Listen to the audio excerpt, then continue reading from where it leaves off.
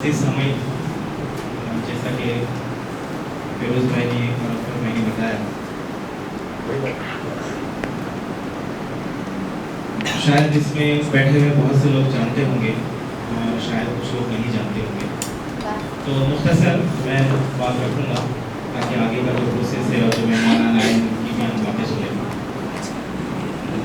आपको याद होगा 11 जुलाई 2006 को बॉम्बे के वेस्टर्न रेलवे ट्रेनों के फर्स्ट क्लास जेंट्स कंपार्टमेंट में शाम के 6:24 से 6:28 5 मिनट में 7 बम ब्लास्ट हुए थे और उस बम ब्लास्ट में कुल 200 मुसाफिर हलाक हुए और 700 लोग जख्मी हुए।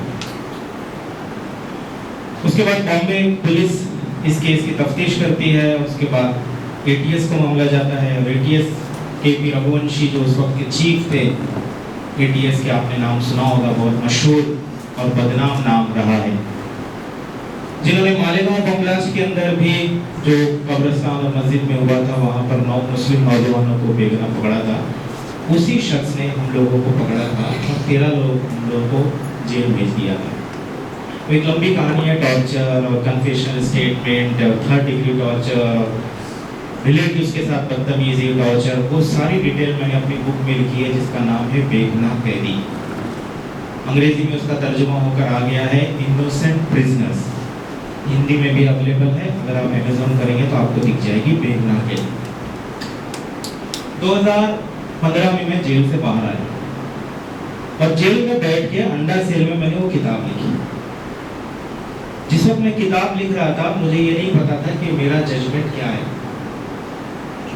लेकिन मुझे ये पता था कि ये जो किताब लिखूंगा मैं, ये बाहर जाएगी और लोगों को इस केस की हकीकत बताएगी, हमारे सिस्टम की हकीकत बताएगी कि क्या हो रहा है।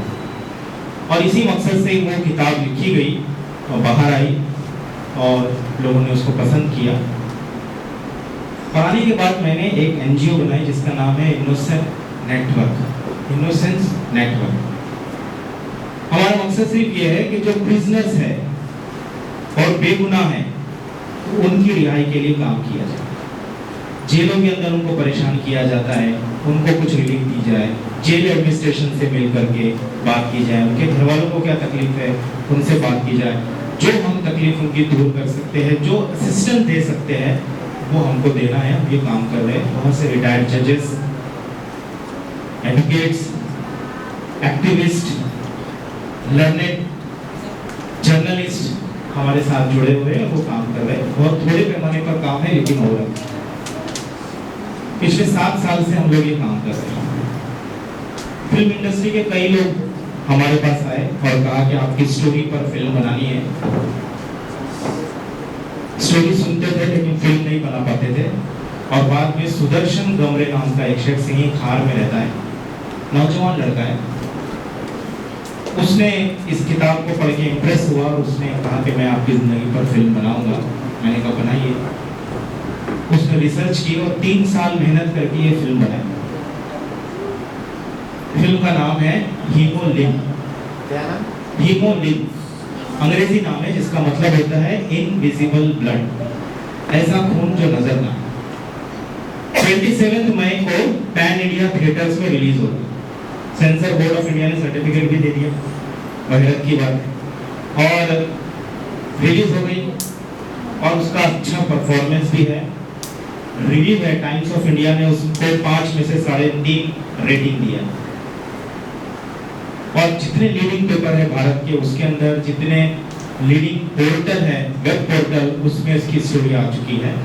और मेरी फिल्म है या मेरी स्टोरी इसलिए भी मैं कह रहा हूँ, एक आम शख्स की स्टोरी है कि किस तरह से वो सिस्टम में पिसा जाता है, परेशान किया जाता है। इसलिए आपको देखना चाहिए जेल के अंदर क्या होता है, टॉर्चर सेल के अंदर क्या होता है, कस्टडी के अंदर क्या होता है, किस तरह से पुलिस मैनिपुलेट करती है, किस तरह से पुलिस विटनेसेस को बोगस अंदाज में खड़े करती है, किस तरह से 164 स्टेटमेंट जबरदस्ती रिकॉर्ड किया जाता है, किस तरह से घर वाले परेशान होते हैं, किस तरह से उनके फैमिली के बच्चे मुतासिर होते हैं।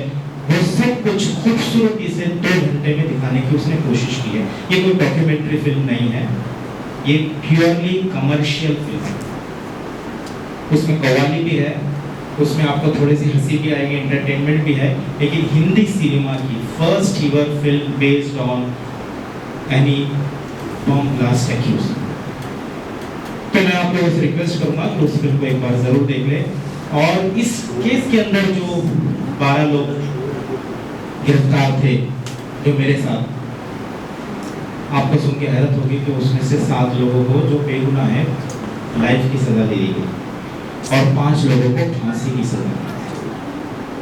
जो मुझसे ज्यादा बेगुनाह है, जो मुझसे ज्यादा इस बात के हकदार है कि वो यहाँ खड़े रहकर आपको एड्रेस करते, मासूम है, उन लोगों को 5 लोगों को फांसी की सजा दी गई है और पिछले 16 साल से जेल के अंदर कैद है, फांसी का तलवार उनके सर पे लटकी हुई। और आपको मालूम है फांसी की सजा जिसको मिल जाती है उसके पैजामे में से नाड़ा निकाल लेते हैं और उसके चश्मे में से ग्लास निकाल लेते हैं। क्यों? क्योंकि उनको लगता है कि नाड़े से वो फांसी लेके मर जाएगा और चश्मे के ग्लास से अपनी रक्त नस काट करके मर जाएगा, सुसाइड कर लेगा। तो मरने नहीं देना चाहते, इसलिए वो सारी चीजें, अगर उसको दिखाई नहीं देता है तो वो उसका लुकआउट है, अगर उसका पैजामा नीचे गिर रहा है वो उसका लुकआउट है, लेकिन उसको ये सारी चीजें नहीं दी जाती। और जिस सेल में उसको रखते हैं फांसी यार्ड में, उसी सेल के बिल्कुल पीछे फांसी का फंदा लटका होता है। रोजाना उसकी ऑयलिंग होती है, डेली, और जब ऑयलिंग होती है तो उसको आवाज आती है। आपको मालूम ना, फांसी का तख्ता होता है जिसको, जिसके ऊपर खड़ा रहता है फांसी पाने वाला, और वो तख्ता हटा दिया जाता है तो वो गिरता है, लटक जाता है। वो पूरे तख्ते की ऑयलिंग होती है। जब ऑयलिंग करते हैं तो उसकी आवाज उसको सुनाई देती है कि तुझे यहाँ आना है। तो आप सोचिए, वो शख्स जी के मरता होगा, मर के जीता होगा, उसकी क्या कंडीशन है। पिछले 16 साल से ऐसे कई बेगुनाह हैं। मैं तो हमारे केस की बात दावे से कह सकता हूँ, लेकिन ऐसे कई लोग बेगुनाह हैं जो जेलों के अंदर पड़े हुए हैं। क्योंकि इस दीवार के पीछे क्या आपको नहीं दिख रहा है, इसलिए आपको महसूस भी नहीं होता। लेकिन इस दीवार के पीछे क्या है मैंने देखा है, मैंने महसूस किया, इसलिए आपको महसूस करवा रहा हूँ। तो उसको हमको समझने की ज़रूरत है कि वो लोग कौन हैं, उनकी रिहाई के लिए हम क्या कर सकते हैं और उनके लिए हम क्या कैंपेन चला सकते हैं। बहुत शुक्रिया की बात है जमीयत उलमा जो केस देख रही है और अदालत में उनका केस लड़ रही है कई सालों से, लेकिन उसके अलावा भी बाहर भी काम करने की ज़रूरत है। कई मैटर्स ऐसे हैं जो हम भूल गए, बहुत माजरत के साथ कहता हूँ, उनकी ज़िंदगी बर्बाद होगी। यानी कैदियों की छोड़ दीजिए, कैदियों की फैमिली की ज़िंदगी बर्बाद। औरतों ने तलाक मांगी, हाफ विडो है वो, शौहर जिंदा है, शौहर ने तलाक नहीं दी है, कैद में इसलिए हाफ विडो है। लेकिन कब तक इंतजार करेगी औरत? 16 साल 17 साल तलाक मांगी जा रही है। बच्चों की परवरिश करने वाला, पढ़ाई करने वाला कोई नहीं है, क्रिमिनल बन गया बच्चा, ड्रग्स लेने वाला बन गया बच्चा और उसी जेल में पहुंच गया जिस जेल में बाप। मेरे पास सबूत के साथ मैं आपको नाम नंबर दिखा दूं।